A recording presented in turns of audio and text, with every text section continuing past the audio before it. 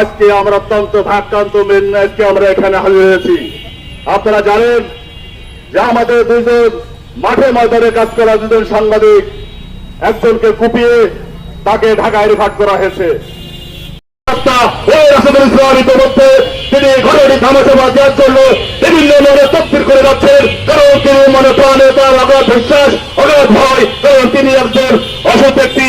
তাই আমি টেলিভিশন সংগঠনের পক্ষ থেকে, ফেস্টিভ্যালের পক্ষ থেকে তদন্ত পূর্বক এবং দুদকের কাছে আহ্বান জানাবো, তার মধ্যে সম্পত্তি অবৈধ সম্পদ অর্জন করেছেন সেটিকে তুলে ধরা দেওয়া হোক এবং তিনি তার স্ত্রী তার সন্তানদের নামে ঢাকায় নামে তার গ্রামের বাড়িতে অবৈধ সম্পদ বেঁচে রেখে সেগুলো তুলে ধরা করে জনগণ সম্মুখে প্রচার করা হোক এবং আমি এই ঘটনার তীব্র নিন্দা জানিয়ে আমি আমার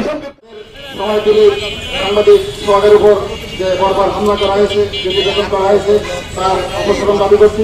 পাশাপাশি শৈলকুমার আলমগীর অরঙ্গের উপরে যে দুর্বৃত্ত করে হামলা করেছে তাদের দৃষ্টান্তমূলক শাস্তি গ্রেফতার দাবি করছি।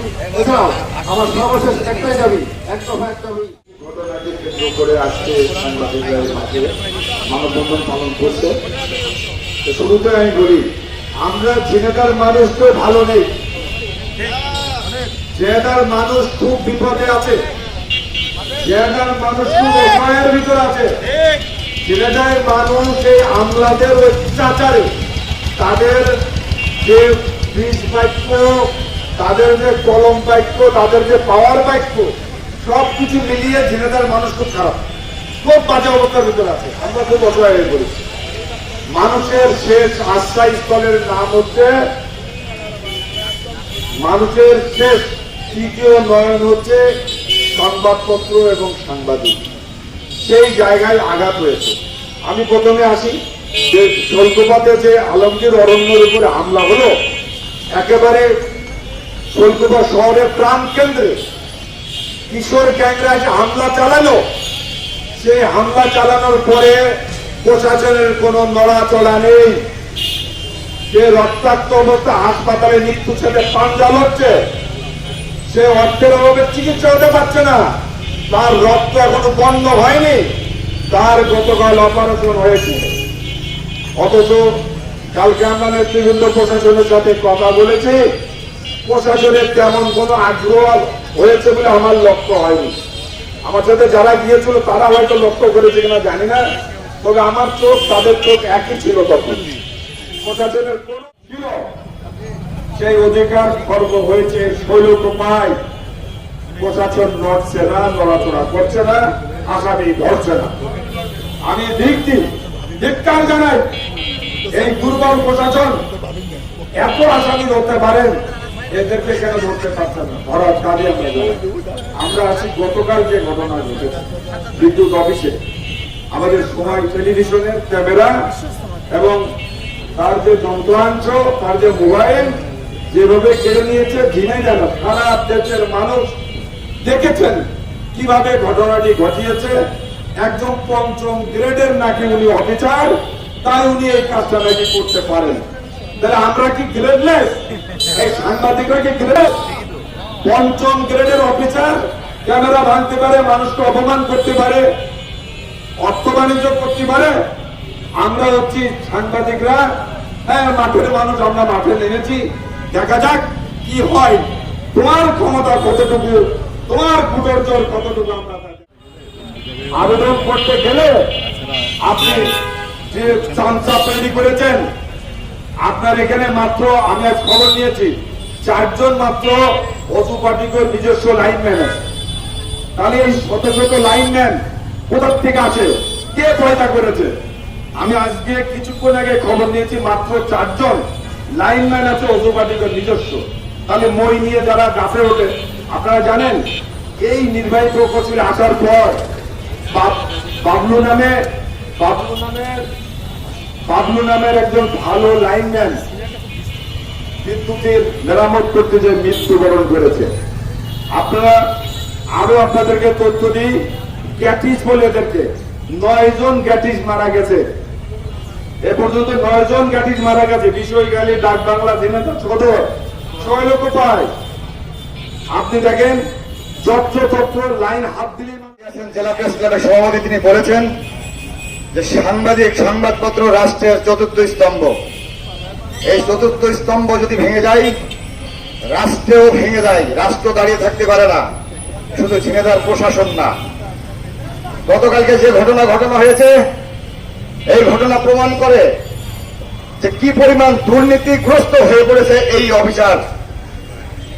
সাংবাদিক থেকে যে ভয় পায়, সাংবাদিক আতঙ্কে যে ভোগে, বোঝাই যায় যে তার ভিতরে কত পরিমাণ দুর্নীতি হয়েছে। আমি লম্বা বক্তব্য দেব না। আমরা গতকালকে থেকে প্রশাসনের সাথে যোগাযোগ রেখে চলছি, বিদ্যুৎ বিভাগের কর্মকর্তাদের সাথে যোগাযোগ রেখে চলছি। আমাদের একটাই দাবি, শুধু অপসারণ না, তাকে চাকরিচ্যুত করতে হবে। আমরা আলটিমেটাম দেব, লাগাতার কর্মসূচি থাকবে, কর্মসূচি অব্যাহত থাকবে। আমরা জনসাধারণকে সাথে নিয়ে, পেশাজীবী সংগঠনকে সাথে নিয়ে আপনার বিরুদ্ধে প্রয়োজনে বৃহত্তর সমাবেশ ডেকে দেব।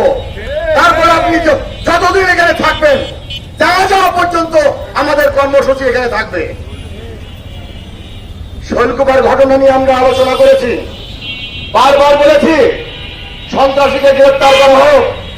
কি শক্তিধর সেই সন্ত্রাসী! একের পর এক ঘটনা ঘটে শৈলকুপায়। মনে হয় একটা বর্বর জাতি বাস করে, কোন ঘর বাড়ি সুস্থ নেই, কুপিয়ে কুপিয়ে তছনছ করা হয়। প্রতিদিন হামলা মামলার ঘটনা ঘটে, অসুস্থ মানুষ মনে হয় সেখানে বাস করে।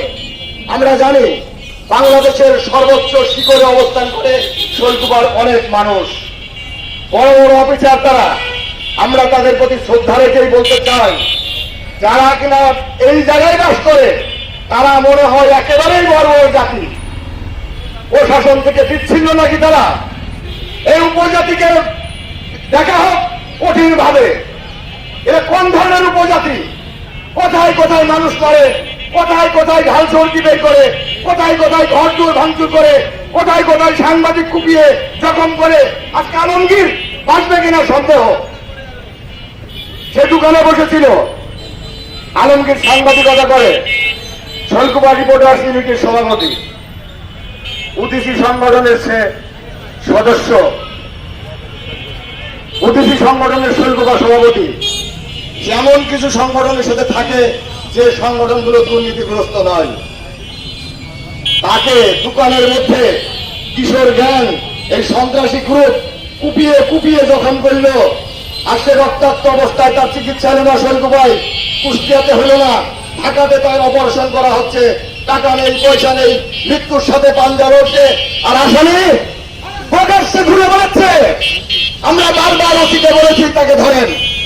ওসি সাহেব, আপনি যদি ধরতে না পারেন, আমরা ওই শৈলকুপার মেয়রের মতো বলতে চাই না, আমরা খারাপ ভাষায় বলতে চাই না, আমরা ভদ্র ভাষায় বলতে চাই। আপনি ওখান থেকে সরে এসে আর একজনকে দায়িত্ব দেন, অন্য একজন যাক, সন্ত্রাসী গ্রেপ্তার হোক, দুর্বৃত্ত মুক্ত হোক শৈলকুপা। এক্সেন সাহেবের কোথায় আবার আসি, যতক্ষণ পর্যন্ত এই এক্সেন এখানে থাকবে, আমাদের যে কর্মকাণ্ড সুস্থ ধারার মধ্যে দিয়ে ঝিনেদার সকল পেশাজীবী সংগঠন, সামাজিক সংগঠন, সাংস্কৃতিক সংগঠন, সকল সাংবাদিক সংগঠন সবাইকে নিয়ে আমরা শান্তিপূর্ণ আন্দোলনের মধ্য দিয়ে আপনার বিদায় ঘণ্টা বাজাবো ইনশাআল্লাহ।